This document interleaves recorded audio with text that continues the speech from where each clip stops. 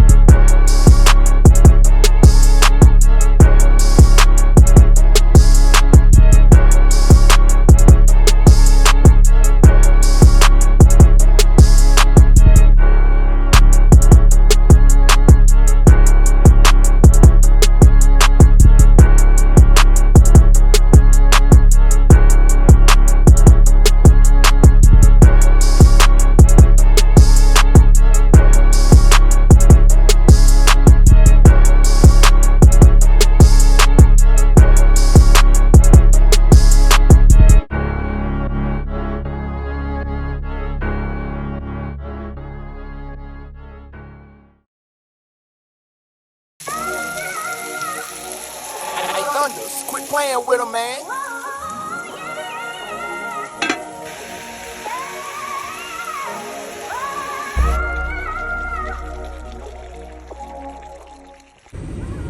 Yes, sir. We're getting ready to ride out. There's a lot of shit going on.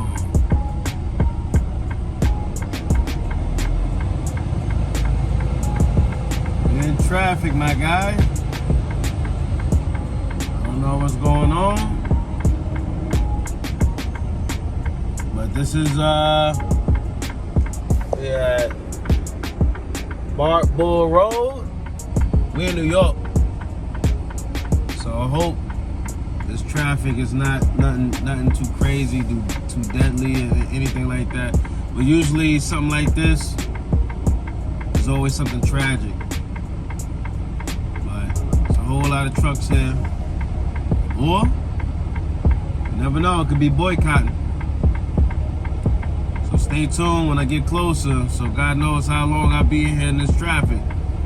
But we're gonna see.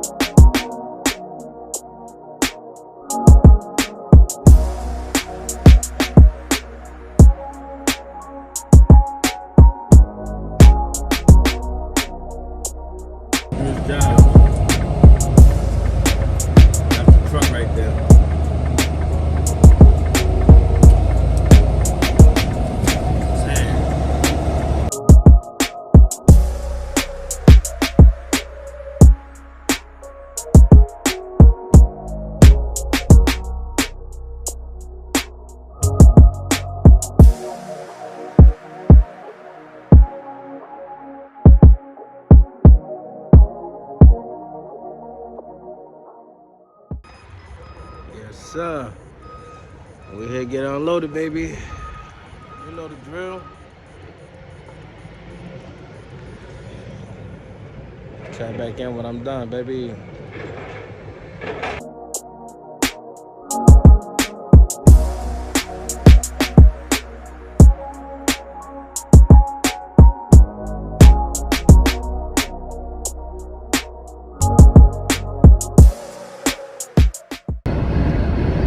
What's good, YouTube? It's your boy Tyfiya, back with another one. Listen, I just want to have like one of those talks. What is your end goal? You know, a lot of people might not know what they're looking for in life. You know what I'm saying? So I'm gonna try to simplify it. Not trying to make this video long at all. What is your end goal? What do you want to see yourself doing in the next 5 years, 10 years, whatever, how many years it might take you? What is your end goal? You know? Like, do you want to be that type of person to make an impact in life for yourself, for your family? I mean, overall, it's going to be for yourself. But what is the goal? You know, it's like you want to buy an old school car. Let's just say 1953, Chevy Bel Air, and you buy it at all, you buy it rusted out, whatever case may be, you want to restore it. The end goal is obviously to make it look good, right? So, what is your end goal, man? So, what do you want out of life? You know what I'm saying? So, the reason why I'm sparking this conversation is basically because I've asked myself this question numerous of times. Like, what is my end goal? Like, what do I want? You know? Because for a minute, I was in the music game, nothing too crazy, nothing too big, but I love music. Still to this day I do. I love music with a passion. But at the same time, I felt that it's not going to be the overall hype of my life for me. You know what I'm saying? Because one, everybody doing it. I mean, everybody doing everything that's out here. You know what I mean? Between somebody doing nails, doing hair, it doesn't matter. But when you can perfect it, I mean, you can perfect anything. You know what I'm saying? But what I'm saying is, when it came to like the music, everybody around me, was doing music. You know what I mean? Nothing wrong with it. But for me, I fell back because what was being looked at was more so trap rapping. I mean, not even trap, because I love the trap rap. But when it's coming to, the drill scene and things like that, it was time for me to step back, because that ain't my forte. You get what I'm saying? So, back to your end goal. 3 years ago, I was looking at myself and I said, man, I want to do something that's going to impact my family, and I want to do something that's going to impact my children. Something that I haven't seen my family have done, whereas that maybe it could be a generational, curse that I've broken. I mean, on my father's side of the family, everybody's a hustler. You get what I'm saying? Everybody is. My mom's side, everybody's down to earth. I'm not saying that they're not hustlers, but a lot of them is down to earth. And it's like, damn, I need to do something that I haven't seen any of my family members. And if they did, shame on them, they should have been telling me. But I haven't seen them do trucking. So I said to myself, you know what? I'm going to learn this. I'm going to learn this game. I'm going to learn. I'm going to get my CDL. First, I didn't want my CDL. I didn't even think about it at first. What I saw Hot Shots. I saw Hot Shot Benny, his pop, shout out to them. Hot Shot Haven. I was watching it for a hot minute. And I said to myself, that sounds like a good gig. When I get my license back, I'll do so. But me, as I'm watching videos on YouTube, and I'm just saying to myself, man, it's either go big or go home. You know what I'm saying? Pause. You know what I'm saying? But it's really that simple. So I said, all right, look, I haven't had my license in 11 years at one point, due to my background and everything else. So the job that I was at for a very long time, I wanted to become a supervisor and everything. I didn't think they ain't see my potential. I showed them everything. I came in on my days off. I done overtime when it was asked of me and it wasn't asked of me. I've done so much, and sometimes that's a sign for me. Like, listen, I don't think nobody see my potential or something. So long story short, when I end up getting my license back, that was a process. I went ahead and talked to a lot of drivers at my company. I used to work at FedEx Freight, and I was talking to them, and I said, look, man, how you like to drive it? How you like this? They give them their input, and a lot of them said to me, if I could do it, you could do it. So I said, all right, cool. And especially, there was a few females in my particular terminal that was driving. I'm like, nah, man, if they could do it, I damn sure know I could do it, you know? And I'm proud of the females that's doing it, you know what I'm saying? I am, you know, because that's really making a statement, you know what I mean? So I said, you know what, I'm gonna do it. So when I went ahead, took a minute for me to get my license back, you know, they wanted to hold something against me, whatever, I went ahead. I was looking on Google, you know, finding out what schools around, okay, boom, school next to me. All right, I went to Northampton Community College. I went over there, you know, 160 Trucking Academy. Spoke to the guy, the manager there. He told me school, okay, it's gonna cost $5,000. All right, $5,000 to go ahead and get my CDL. And I said, what if I get my permit, you know, on my own? Okay, it's gonna cost $48, no problem. So I said, all right, I'll get back to you. I said, well, how does it work? You know, like, how does the payment work? All right, $1,500 down, and then the rest, you know, you pay in increments until you finish your class. Now, they said it's a 4-week program if you don't have your permit. If you get your permit, you only have to do 3 weeks. So I said, well, what if I finished my 3 weeks and I still owe? They said, well, you're not gonna get your license until you pay it off. I said, all right, cool. That's fair. So, long story short, I ended up getting my permit, went to the school, boom, got my CDL. So now, I'm sitting here going back to my job at FedEx, because mind you, I was full-time, and they didn't want me to become supervisor, and then I told them, listen, I want to step down. I want to be part-time in order for me to do the school. Boom, I did the school. And now I try to come in there, hey, listen, I want to be a CDL driver. So after the manager had told me, you know, okay, once you get all your endorsements and everything, boom, I got all my endorsements, got everything. He said, all right, I'm going to process you through. Processing me through. The guidelines was, in the past 3 years, you can't have no more than 3 moving violations. All right, at that time I had 1, which was a speeding ticket, 5 miles per hour over the speed limit. Then the next one is going back 10 years. You can't have no more than 3 moving violations. All right, at that time it was 2. So I said, all right, I passed the requirements. Long story short, they told me he was giving me the woolly boo-boo, you know what I mean? Didn't want to, you know, put me on. Sorry, no problem. Say no more. I don't even, you know. So I ended up putting my 2 weeks in, and I went ahead and found driving school. I went to a driving job. Boom. My first job was Trans Am. Everybody, you know, was skeptical about Trans Am, but you know what? I had a messed up, quote unquote, license, you know. So I ended up going to Trans Am. Went to Trans Am. I went straight to lease purchase.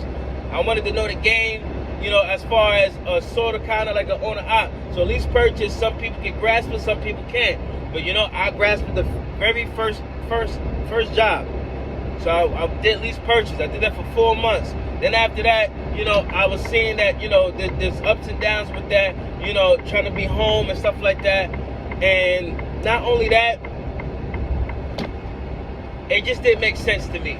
You know, paying for a truck $1,800 a week at the time, you know, $1,700 a week at the time. No, I was paying $1,400 with Trans Am a week. And my fuel, I got to pay for that, you know, and then trying to get out the hole, it took a long time. So I ended up leaving because I was not making no money. So then I went to Boy Bros.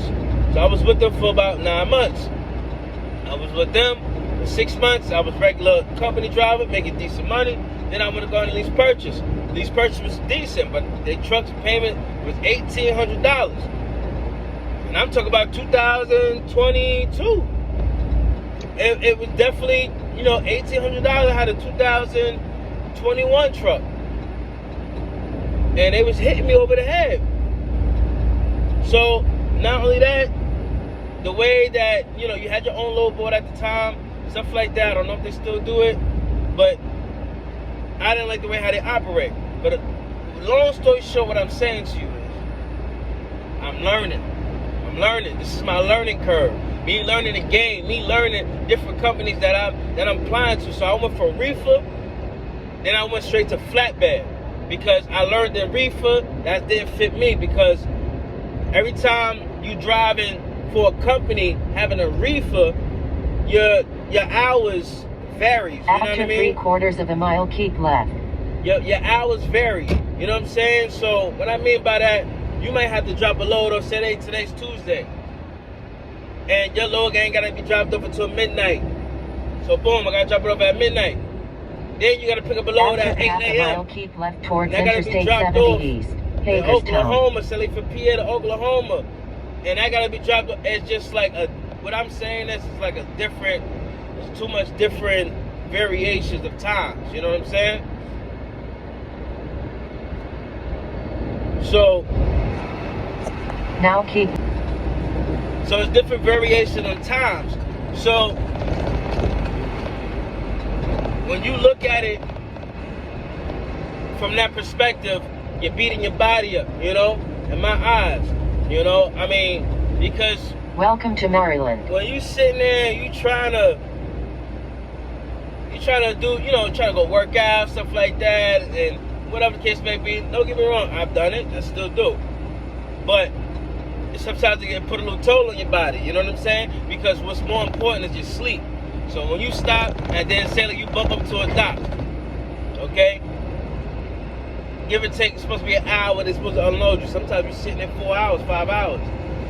And you know yourself, you know if you fall asleep, you might not hear nobody, you know, yeah, they're gonna have to come out there and knock on your door, whatever, you know, you late to go pick up the next load. So that was just me, that was my niche. That's what I'm saying, like, that was my niche. I didn't think that fit me, you know, knowing that I'm driving for a company, you know what I mean, that's throwing these loads at me to go get this, go get that, go get that.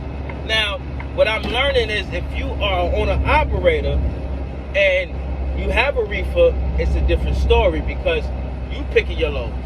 You the one knowing what time and where you going, you know what I mean, right after you just dropped this load off. You know what I'm saying? So you know where, you know, you drop this load off, all right, let me go to the gym, you know what I mean, let me go to the truck stop, let me go wash my behind, you know what I mean, boom, all right, let me go book this next load, and I'm gone. Like, you know what I'm saying? Like, it's different. You know what I mean? So this is what I mean by finding your niche. Flatbed, love it. You know why? Because I like to move around. You know what I mean? Not only I like to move around, shit, a lot of the places is really like a 9 to 5 type of thing where, like right now, I'm about to go drop off this load. The hours of operation between 5:30 a.m.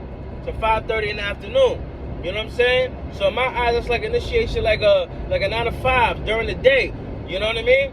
So when I go there, you know, they ready to pack up by 4 o'clock. They about to get up out of there. You know? So I kind of like that because now I know I can sleep at night. You know what I'm saying?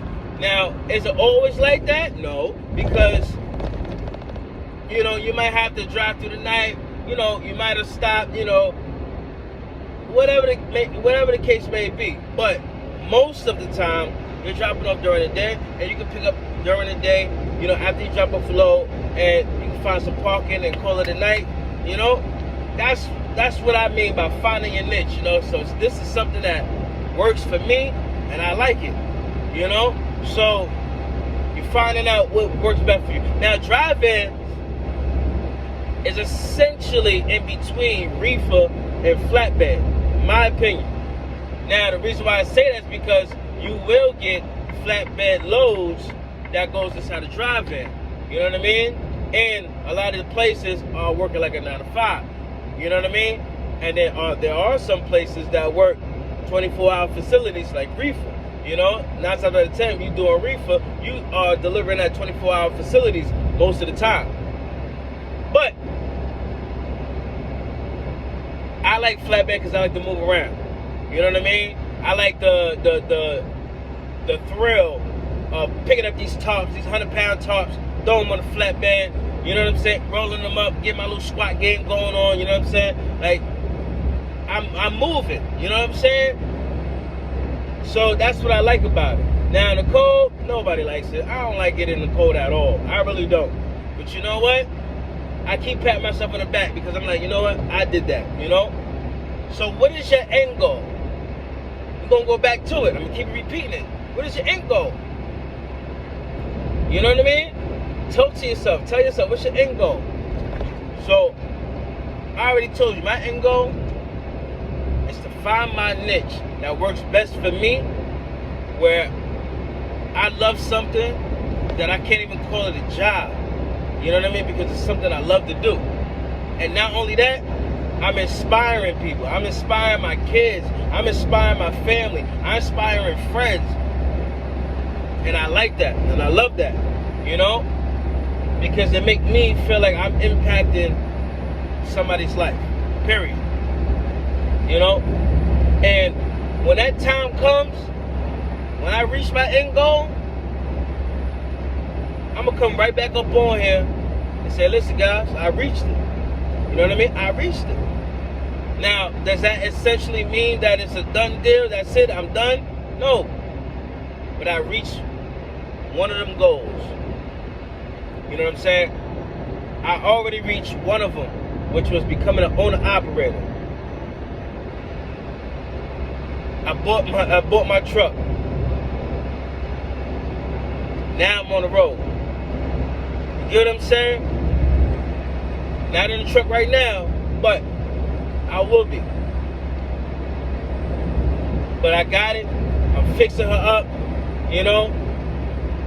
Putting bells and whistles. Now, your first truck ain't gonna be all